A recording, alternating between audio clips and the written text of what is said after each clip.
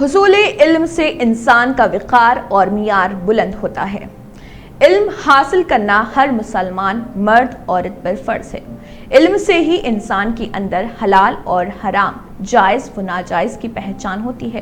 صحیح و غلط کی معلومات ہوتی ہے، حقوق اللہ اور حقوق العباد کی جانکاری ہوتی ہے۔ علم سے محروم انسان زندہ رہتے ہوئے بھی مردے کی طرح ہے، اس کی زندگی اندھیروں میں ٹھوکریں کھانے جیسی ہے۔ علم کا یہ مقام ہے کہ جس گھر میں عورت تعلیم یافتہ اور نیک ہوتی ہے تو اس گھر کو یونیورسٹی کہا جاتا ہے، اور تعلیم یافتہ وہ نیک ماں کو بھی یونیورسٹی کہا گیا ہے، کیونکہ یہ دیکھا بھی گیا ہے اور دیکھا بھی جا رہا کہ ایک مرد تعلیم حاصل کرنے کے بعد بھلے ہی وہ اپنے آپ تک محدود رکھے، لیکن ایک عورت اگر تعلیم یافتہ ہے تو وہ بھوکی رہ کر بھی اپنے بچوں کو پڑھا رہی ہے۔ اسی بنیاد پر کہا گیا ہے کہ ایک مرد نے پڑھا تو فقط ایک مرد نے ہی پڑھا، لیکن ایک عورت نے پڑھا تو ایک خاندان نے پڑھا،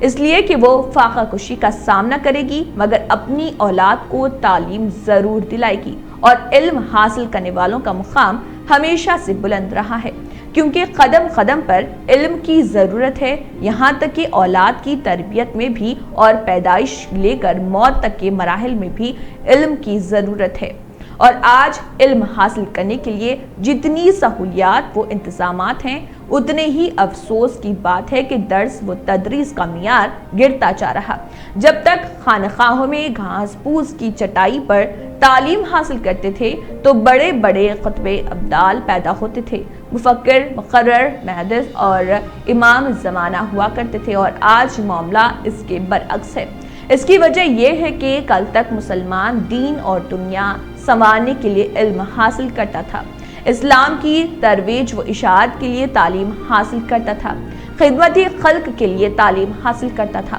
سماج، معاشرہ، سوسائٹی، خاندان، پڑوسی کی رہنمائی کے لیے تعلیم حاصل کرتا تھا، اور آج سارا معاملہ ریڈی میڈ نظر آ رہا۔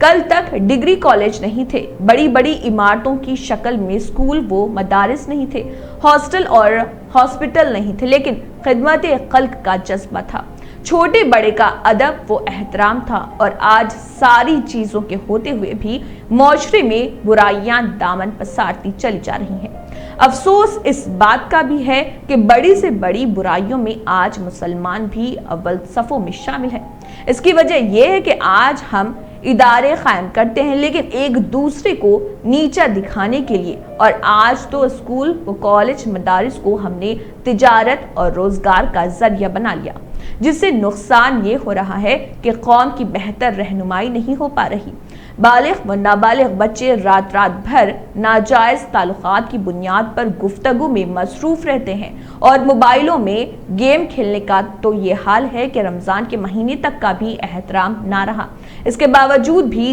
گھر کے سرپرست کے اندر یہ جرت نہیں ہوتی کہ وہ اپنے بچوں کو ان برائیوں سے روک سکے، اور نتیجہ یہ کہ معاشرہ تباہ ہوتا جا رہا۔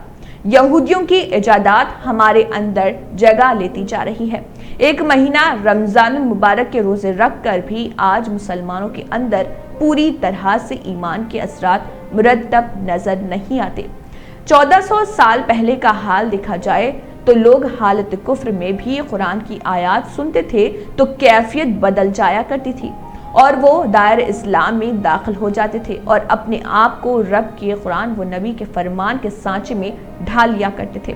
واقعات پہ نظر ڈالنے سے معلوم ہوتا ہے کہ طفیل توسیع کانوں میں رویاں ڈالے ہوئے ہیں کہ کہیں تلاوت قرآن کی آیات کی آواز کانوں میں نہ آ جائے اور میں اسلام سے متاثر نہ ہو جاؤں، لیکن دل میں یہ خواہش بھی ہے کہ آخر قرآن ہے کیا، چلو کسی بہانے سنا جائے، کسی بہانے معلوم کیا جائے۔ سرکار دو عالم صلی اللہ تعالی علیہ وسلم نماز پڑھا رہے ہیں اور قرآن کی آیات تلاوت فرما رہے ہیں، اب طفیل توسیع کانوں سے رویاں نکالتے ہیں اور چھپ چھپ کر قرآن سنتے ہیں۔ صاحب قرآن کی زبان مبارک سے ہونے والی تلاوت قرآن پاک کی آواز طفیل توسیع کے کانوں میں جاتی ہے اور دلوں پر اثر کرنے لگتی ہے، اور بے چینی بھی بڑھنے لگتی ہے کہ کب نماز مکمل ہو اور بارگاہ رسالت میں حاضر ہونے کا موقع ملے۔ جب نماز مکمل ہو گئی تو طفیل توسی بارگاہ رسالت میں حاضر ہوئے، اپنا ماجرا بیان کیا۔ سید عرب و عجم صلی اللہ علیہ وسلم نے کلمہ پڑھایا اور داخل اسلام فرمایا۔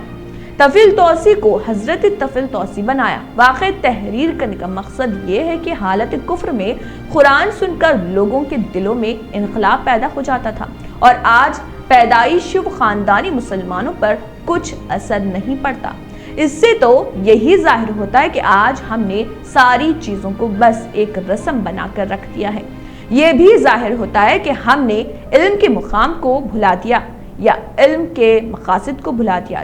جلسے جلوس کا اہتمام کرتے ہوئے بھی اس کے مقاصد کو موت کے گھاٹ اتار دیا۔ یعنی مذہب اسلام کا نعرہ لگانے کے باوجود بھی ہم مذہب اسلام کے فرامین پر عمل کرنے کے لیے تیار نہیں۔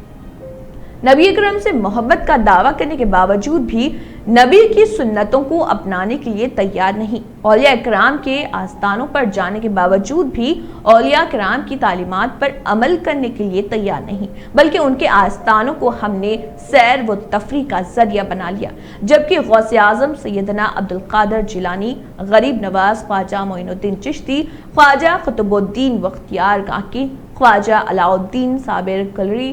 خواجہ نظام الدین محبوب الہی، مختوم جہانگیر اشرف سمنانی رحمۃ اللہ علیہ اور جیسے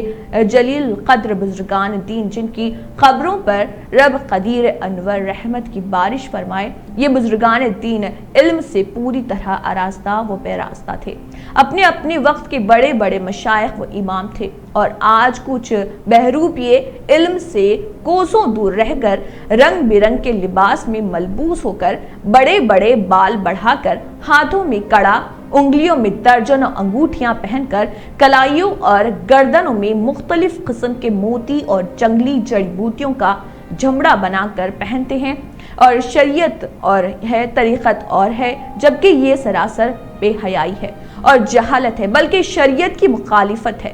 انہیں معلوم ہونا چاہیے کہ شریعت کے بغیر طریقت مل ہی نہیں سکتی۔ مذکورہ بزرگان دین نے علم حاصل کیا اور اسلام کی تعلیمات کو پوری دنیا میں پھیلایا۔ اسلام کی تبلیغ و اشاعت کی اور دین کی دعوت تھی۔ پتہ اس سے ثابت ہوتا ہے کہ دین کی دعوت عام کرنے میں بھی علم کی ضرورت ہے۔ رزق حلال و حرام کی تمیز کے لیے علم کی ضرورت ہے، یعنی علم سرمایہ ہے، اور علم دین عظیم سرمایہ ہے۔ جو علم حاصل کرنے سے محروم رہا تو وہ گویا ایک فرض کی ادائیگی سے محروم رہا، اور وہ بھی ایسا فرض ہے جس سے دیگر فرائض کی معلومات حاصل ہوتی ہیں۔ اور اسی معلومات کے مطابق ڈنکے کی چوٹ پر کہا جاتا ہے کہ جس کے سینے میں قرآن و حدیث کا علم نہیں تو وہ ولی نہیں ہو سکتا، اور جس نے قرآن و حدیث کا علم حاصل کیے بغیر تصوف میں قدم رکھا تو اس نے اپنے آپ کو ہلاکت میں ڈالا۔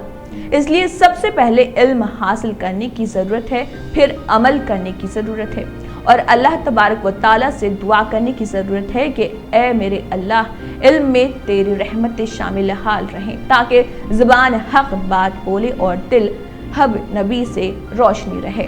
تحریر جاوید اختر بھارتی، سابق سیکرٹری یو پی بنکر یونین، محمد آباد، کوہنا، ضلع مئو۔